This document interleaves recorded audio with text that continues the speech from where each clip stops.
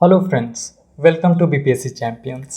आज हम लोग एक ऐसा टॉपिक देख रहे हैं जिसका इंपॉर्टेंट काफ़ी ज़्यादा है, क्योंकि ये टॉपिक बिहार स्पेशल के प्रोस्पेक्टिव में बहुत ज़्यादा है। ये एक हिस्ट्री का इंपॉर्टेंट टॉपिक है, जहाँ से देखा जाए तो प्रीवियस ईयर में बहुत सारे क्वेश्चन आए हैं और रेगुलर बेसिस पे क्वेश्चन आए और क्वेश्चन बहुत बार रिपीट किए हुए हैं। ठीक है, प्लस ये केवल प्रीलिम्स के लिए नहीं इंपॉर्टेंट है, मेंस के प्रोस्पेक्टिव से भी काफ़ी इंपॉर्टेंट है कि यदि हमें समझना होता है कि बिहार का जो आधुनिक भारत में कंट्रीब्यूशन रहा, किस प्रकार दीवानी राइट से लेकर कैसे यूरोपियन कंपनी आए और एक एक करके फिर फॉरेन ट्रैवलर आए, वो अपने अकाउंट पे क्या बात कहें। एग्जांपल कि एक ब्रिटिश का ट्रैवलर थे जिनका नाम था पीटर मुंडी। ठीक है,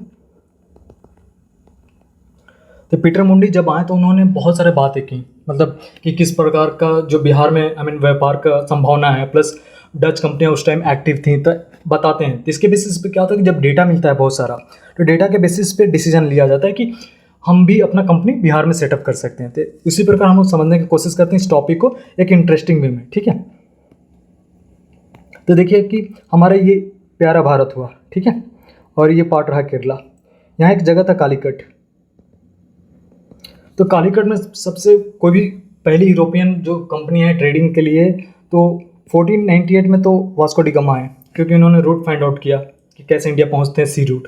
उसके बाद देखा जाए तो सबसे पहले पोर्चुगीज़ कंपनी ही स्टार्ट हुआ, जो पुर्तगाल के कंपनियां थी, तो वो भारत में भी आई और ये हमारा प्यारा बिहार हुआ।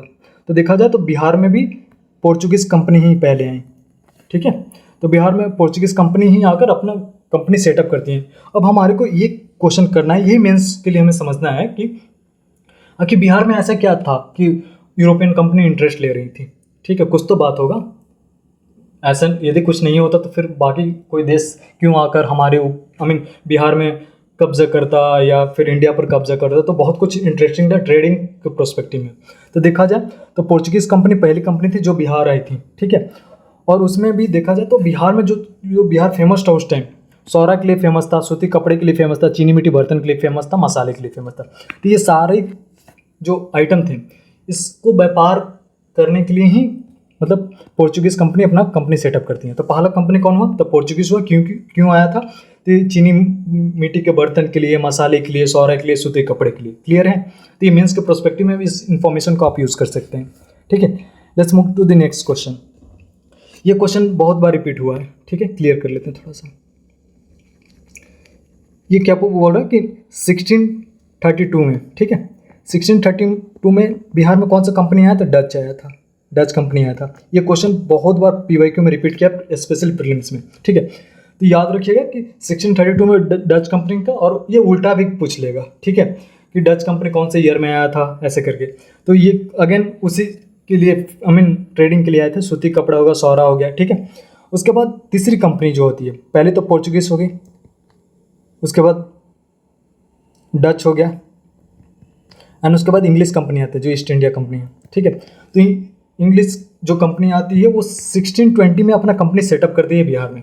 बट क्या होता है कि इस 1621 में बंद हो जाता है। ठीक है, तो दोबारा से इसको 1651 में सफलतापूर्वक कंसिडर किया जाता है कि वो स्थापित हुआ। क्लियर है? तो क्वेश्चन पूछ सकता हूँ, मगर इसमें थोड़ा कन्फ्यूजिंग है, क्योंकि पहले तो 1620 में आया, 1621 में बंद हो गया, और फाइनली 1651 में स्टार्ट हुआ। ठीक है, तो ये याद रखिएगा तीनों। उसके बाद मैंने बताया ना कि वो जो एक ट्रैवलर थे जिनका नाम पीटर मुंडी था, वो एक ब्रिटिश ट्रैवलर थे। उन्होंने 1632 में आए थे, ठीक है, बिहार में, और उन्होंने देखा, पॉसिबिलिटी देखा व्यापार का, क्योंकि 1632 में ही तो डच आए थे ना। डच के अलावा कौन आया था बिहार में? तो पीटर मुंडी। और इन्होंने इन्फॉर्मेशन दिया कि यहाँ से बिहार से ट्रेडिंग किया जा सकता है, क्योंकि डच कंपनी वहाँ एक्टिव थी। ठीक है, यही कारण हुआ कि ब्रिटिशर थोड़ा ज़्यादा इंटरेस्ट लेने लगे। That is the reason. देखा जाए ना तो 1621 में तो कंपनी बंद हो गया था, तो फिर 1651 में दोबारा ओपनिंग का रीज़न क्या था? यानी कि बेसिकली देखा जाए तो पीटर मुंडी की इन्फॉर्मेशन को प्रोसेस किया गया था, उसके बेसिस पे डिसीजन लिया गया कि हम लोग बिहार से भी ट्रेडिंग कर सकते हैं। ठीक है, क्लियर है यहाँ तक? लेट्स मूव फॉरवर्ड टू, तो वो कहाँ कंपनी लगाया था? तो गुलजार बाग में लगाया था। ठीक है, sorry. Let's move to the next company. तो पहला कौन सा हो गया? याद रखिए, बार बार रिपीट करने की कोशिश कीजिए। तो पहला पोर्चुगीज़ हो गया, दूसरा डच कंपनी होगा, और तीसरा इंग्लिश हो गया। एक क्वेश्चन है आपके लिए, कमेंट में इसका आंसर दीजिएगा। वो कौन सा कंपनी था, आई मीन यूरोपियन कंपनी था, जो भारत से अंतिम में ट्रेड करने के लिए आया था? तो which company was the I mean last one to come and trade with the India? ठीक है, बताइएगा, कमेंट में आंसर देने की कोशिश कीजिएगा। मैं देखता हूँ कि कितना प्रिपरेशन रेडी है, क्योंकि हमें तो क्लियर करना है इस बार ना। तो ठीक है, लेट्स मूव फॉरवर्ड। तो अगला जो कंपनी है वो डेनिश कंपनी था। कब आया था? तो 1774 में आया था। क्लियर है? पटना सिटी के आसपास इन्होंने अपना फैक्ट्री लगाया था। देखा जाए तो जब एक समय था कि फारूक सियार का नाम तो आप जानते ही हैं, उनके वजह से देखा जाए तो इन्होंने फरमान जारी किया था। ठीक है, तो जैसे जैसे फारूक सियार थे तो वो 1713 से लेकर 1719 तक रूल किए। ठीक है, और उन्होंने 1717 में क्या किया, तो एक फरमान जारी किया था ब्रिटिशर के लिए कि आप लोग फ्री में ट्रेड कर सकते हैं। ठीक है, तो उसकी वजह से क्या हुआ कि बहुत सी जो ब्रिटिश के ऑफिशियल थे वो प्राइवेट में बहुत सारे अनएथिकल थिंग्स करने लगे, व्यापार के रूप में बहुत सारे करप्शन रैम्पेंट हो गया। इसके वजह से क्या हुआ कि लेटर ऑन ये कहीं ना कहीं इनका ये डिसीजन, जो फारूक सियार का डिसीजन था, वो कहीं ना कहीं एक आउट इवेंट्स बन जाता है। किसके लिए? तो बैटल ऑफ प्लासी के लिए। ठीक है, क्योंकि ये यहाँ से स्टार्ट होता है। मैं मानता हूँ कि ये 1717 था। ठीक है, यहाँ फरमान जारी होता है और लेटर ऑन जब एक एक करके जो बंगाल का जो दीवान आते हैं, तो एक उनमें से एक दीवान जो बनते हैं 1770 में, क्या होता है कि फरमान तो जारी कर दिया गया, मगर हाँ बंगाल में एक ऐसे बंदा थे जिन्होंने अपने आप को एक इंडिपेंडेंट मतलब राज्य का घोषित किया और अपना रूल कर रहे थे, तो अलीवर्दी खान थे। ठीक है, और क्या हुआ कि उनकी मौत हो जाती है। उसके बाद कौन बनता है अगला दीवान? तो अलीवर्दी खान के बाद सिराजुद्दौला बनते हैं। ठीक है, तो सिराजुद्दौला की जो ये बात थी फरमान वाली, उन्होंने क्लियरली ऑब्जर्व किया कि बहुत सारे इशू हैं इसमें। ठीक है, क्योंकि ब्रिटिश गवर्नमेंट का जो ब्रिटिश को जो ये आपको वो दिया गया था, फरमान जारी किया गया था, उसमें से बहुत लोग प्राइवेट में अपना यूज़ कर रहे थे। दैट इज़ द रीज़न देखा जाए कि जैसे रॉबर्ट क्लाइव पावर में आते हैं, द गवर्नर ऑफ बंगाल। ठीक है, तो उन्होंने सबसे पहले यही ख़त्म करते हैं कि जो करप्शन है, प्राइवेट करप्शन है, इसको बैन किया जाए, ब्राइबरी को ख़त्म किया जाए, क्योंकि कंपनी में उस टाइम बहुत ज़्यादा ब्राइबरी हो रही थी। यही एक वजह बन जाता है कि बैटल ऑफ प्लासी के, जो कि सिराजुद्दौला जो थे वो बहुत ज़्यादा सेटिस्फाई नहीं थे इस डिसीजन से। ठीक है, तो अब रही बात कि बंगाल का दीवान कौन था जब बैटल ऑफ प्लासी हो रहा था? तो सिराजुद्दौला। क्लियर है? कब हुआ बैटल ऑफ?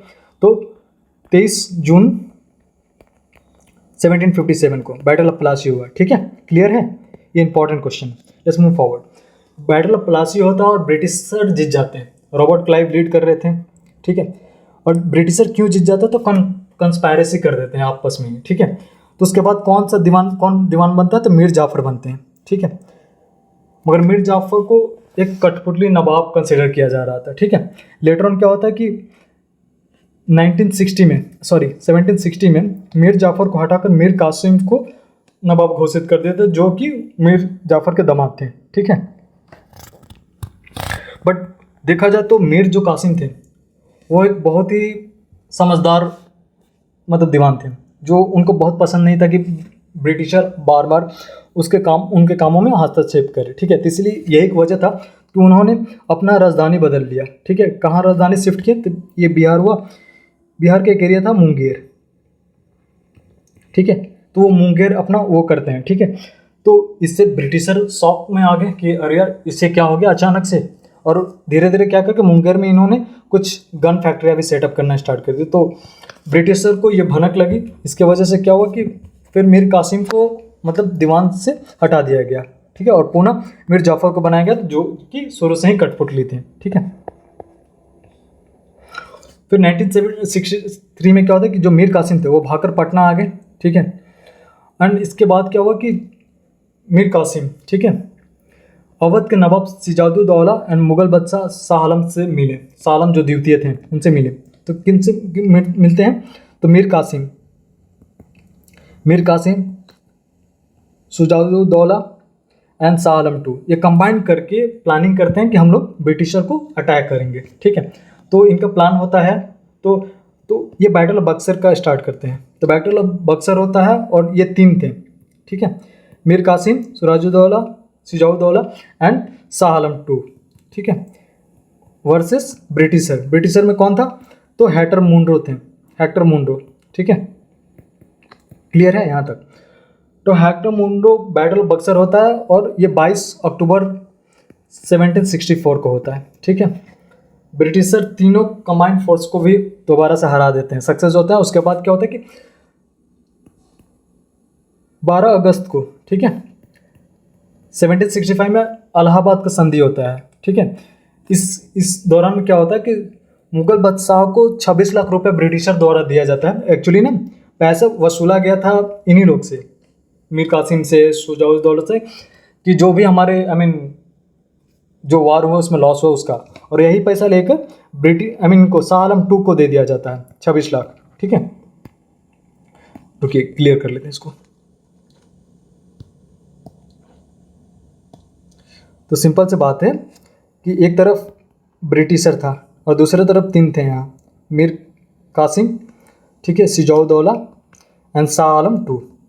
तो पैसा इनसे वसूला जाता है और ब्रिटिशर पैसा लेकर किसको दे देता है? तो शाह आलम टू को देता है। कितना देता है? 26 लाख। और इसके बदला क्या मांगता है? तो दीवानी मांगता है, जो लगान वसूली होता है। कौन कौन सा? तो बिहार का, बंगाल का एंड उड़ीसा का। क्लियर है? आप ये ग्राफ को समझने की कोशिश कीजिएगा। ये तीनों फाइट करते हैं अगेंस्ट ब्रिटिश, इनसे पैसा लिया जाता है मीर कासिम से और सिजाउद्दौला से, और दे दिया जाता है शाह आलम टू को 26 लाख रुपए। और किस लिए दिया जाता है? तो दीवानी राइट के लिए दिया जाता है, बिहार, बंगाल एंड उड़ीसा को। क्लियर है? Let's move forward.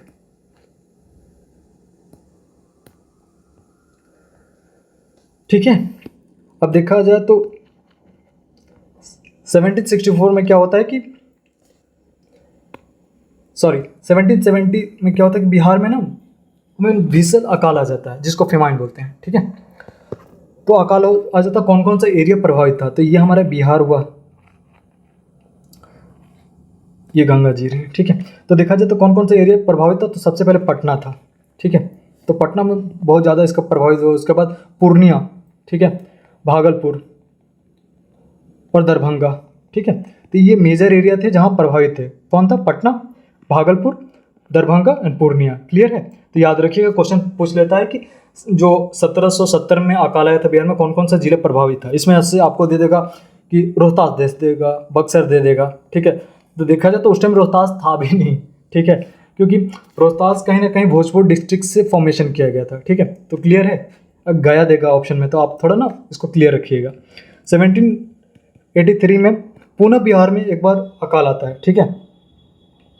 और इस टाइम थोड़ा मतलब काम होता है। इसमें क्या होता है कि जब अकाल आता है तो इसमें एक कमेटी का फॉर्मेशन होता है, ठीक है। जो कमेटी का जांच अधिकारी थे वो जॉन शेर थे, ठीक है, शोर थे, ठीक है। तो उन्होंने रिकमेंडेशन के रूप में उन्होंने सुझाव दिया था कि एक ना स्टोरेज होना चाहिए, ग्रेनरी टाइप का जो स्टोरेज होना चाहिए, ठीक है। तो इसी प्रकार ना आप एंशिएंट में जाने की कोशिश कीजिए कि जो IBC था, इंडस वैली सिविलाइजेशन, उसमें भी ग्रेनरी की बात हुई थी, ठीक है। तो बेसिकली देखा जाए तो वही ऑब्जेक्टिव था। तो यहाँ एक ग्रेनरी की बात किया गया जॉन शोर के द्वारा, ठीक है। तो इन्होंने ही फिर एक ब्रिटिशर इंजीनियर थे जॉन ग्रास्टिन, ठीक है, इन्होंने गोलघर निर्माण किया, जो गोलघर प्रेजेंट में पटना में है, ठीक है। तो ये कहीं ना कहीं जॉन शोर का रिकमेंडेशन पे बनाया गया कि अगले बार यदि अकाल आता है तो जो हम लोग इसमें स्टोरेज करते हैं उससे मतलब ये जो प्रभावित होंगे उसको एक बेटर तरीके से हम लोग हैंडल कर सकते हैं, ठीक है। तो ये रहा हमारा बिहार का यूरोपियन का आगमन का ये पूरा टॉपिक, ठीक है। कोशिश ये कीजिएगा कि शॉर्ट नोट इसको बनाने की कोशिश कीजिएगा, ठीक है। अगला जो हम टॉपिक देखेंगे जनजातीय विद्रोह देखेंगे बिहार का, ठीक है। ऐसे करके छोटे छोटे वीडियो में हम लोग कोशिश करेंगे कि हम लोग मैक्सिमम आउटपुट निकाल पाएँ, ठीक है। ये इंपॉर्टेंट टॉपिक रहा, प्लीज़ इसको देख लीजिएगा एक बार, ठीक है। Thank you, have a good day. Please like and subscribe यदि मेरे